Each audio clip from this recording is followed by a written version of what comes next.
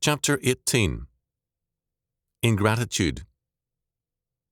Numbers 11, 1-9. And when the people complained, it displeased the Lord. And the Lord heard it, and his anger was kindled, and the fire of the Lord burnt among them, and consumed them that were in the uttermost parts of the camp. And the people cried unto Moses, and when Moses prayed unto the Lord, the fire was quenched. And he called the name of the place Taberah, because the fire of the Lord burnt among them. And the mixed multitude that was among them fell a-lusting, and the children of Israel also wept again, and said, Who shall give us flesh to eat? We remember the fish which we did eat in Egypt freely, the cucumbers, and the melons, and the leeks, and the onions, and the garlic. But now our soul is dried away, there is nothing at all besides this manna before our eyes. And the manna was as coriander seed, and the colour thereof as the colour of bdellium. And the people went about and gathered it, and ground it in mills, or beat it in a mortar, and baked it in pans, and made cakes of it, and the taste of it was as the taste of fresh oil. And when the dew fell upon the camp in the night, the manna fell upon it. Numbers 11, 1-9. One of the facts very obvious in any reading of the Bible is God's hatred for ingratitude.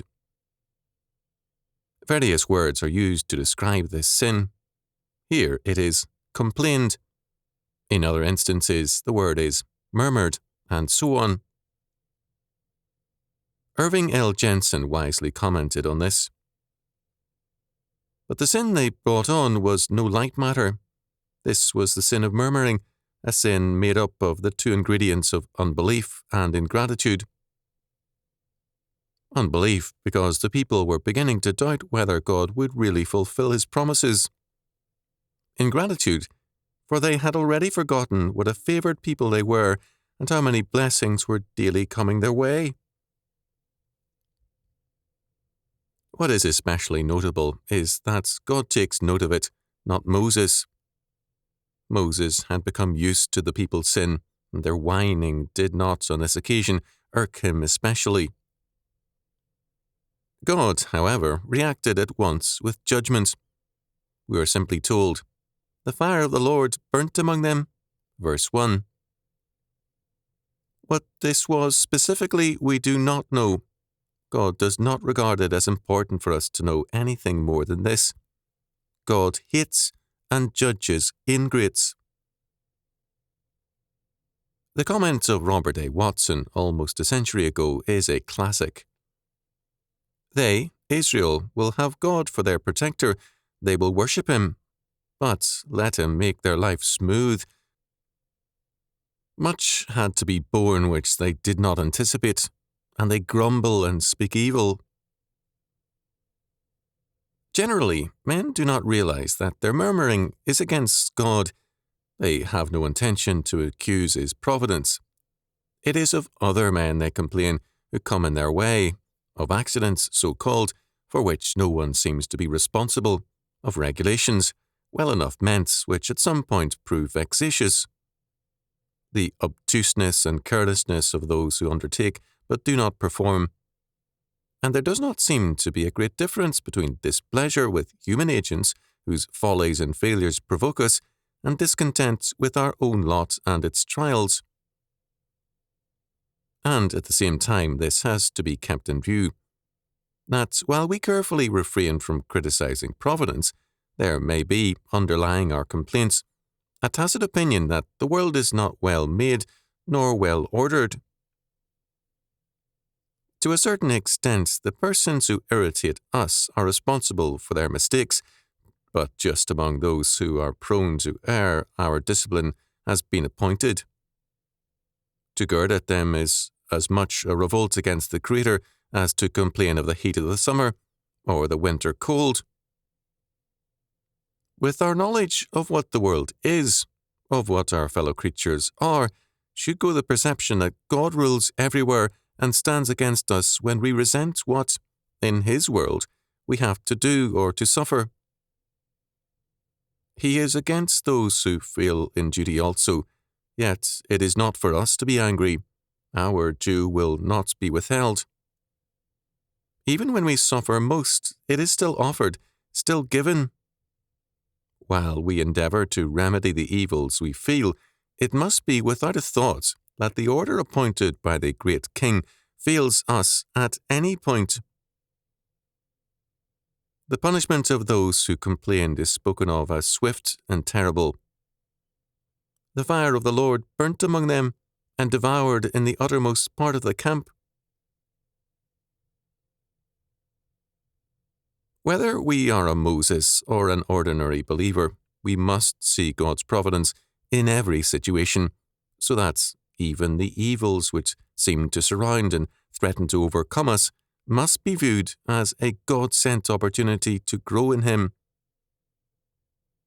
We may prefer to have God remove them to spare us the grievous problem, but God sends them to enable us to become better priests, prophets, and kings under Him.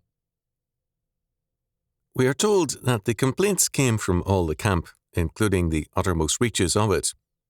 It came from the mixed multitude and from the children of Israel. Verse 4. They were dissatisfied with manna. They wanted the fish then so abundant in the Nile, and the cucumbers, melons, leeks, onions, and garlic so easily grown in Goshen. For them, God's deliverance should have been from bondage to wealth and plenty. In Exodus 16:3, Israel had complained at the lack of food. Here they complain about the lack of variety. The word translated into English with two words, mixed multitude, is in the Hebrew, asasuf. It appears only once in the Bible, and it means riffraff or rabble. It therefore cannot be equated with the term mixed multitude as used elsewhere in the English Bible and referring to the foreigners who joined Israel. It no doubt included many such persons, but it applies to all the riffraff, whether Hebrews or foreigners.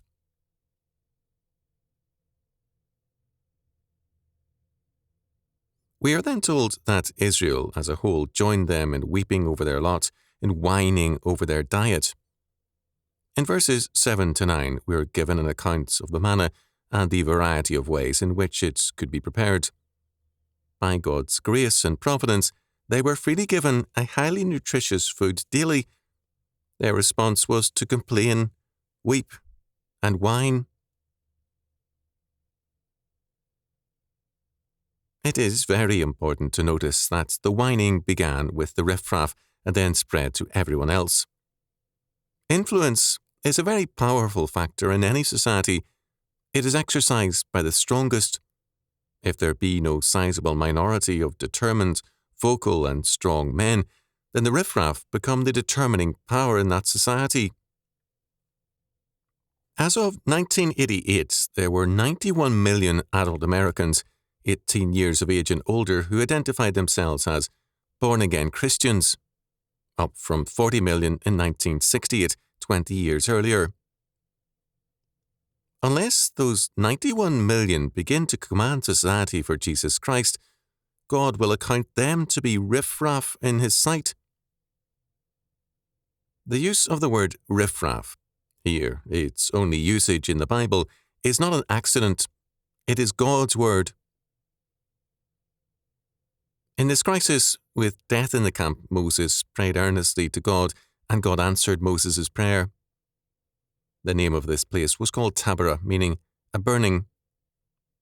The people had been ungrateful, discontented and complaining, and God gave them a real cause for grief, death in the camp. This was, however, simply the first of several expressions of ingratitude.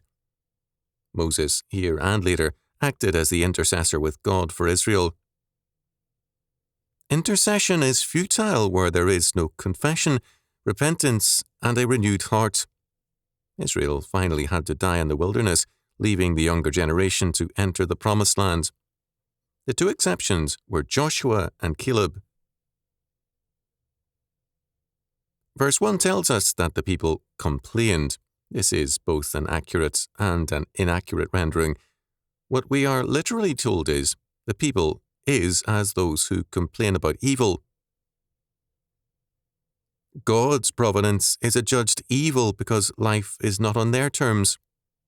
Notice that the people cried unto Moses, verse 2, not directly to God. Their complaining had been against God, but Moses was somehow required to prevail again with God on their behalf. The miracle of God's patience is an amazing and great one.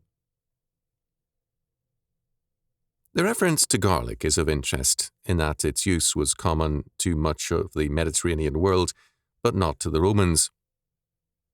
As a result, the Romans despised the garlic-eating people, and they especially showed contempt for the Jews for their use of garlic. Curious reasons have been used to justify racial hatred.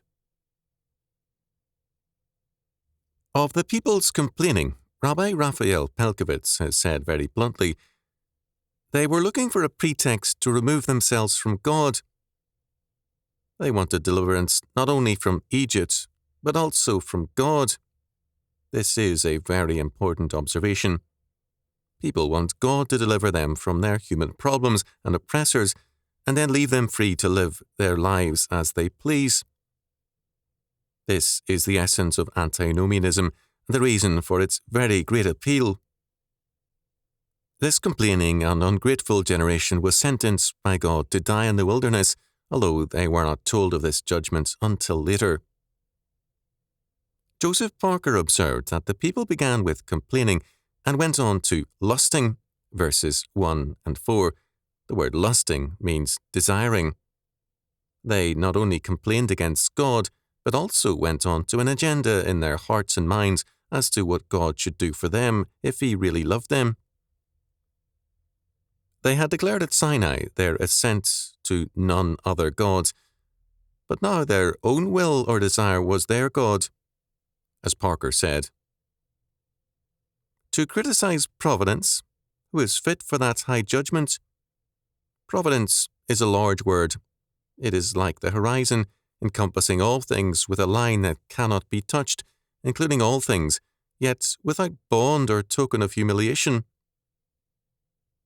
Who can criticize the providence of life, that marvelous power that lights up the world in the morning, curtains of it with a veil of darkness night by night, blesses its soil with fertility, fills its channels with streams and rivers, feeds the roots of its tiniest flowers, paints the wings of its frailest insects, leads like a cloud by day and like a fire by night, that numbers the hairs of the head of every child living in the Father's house?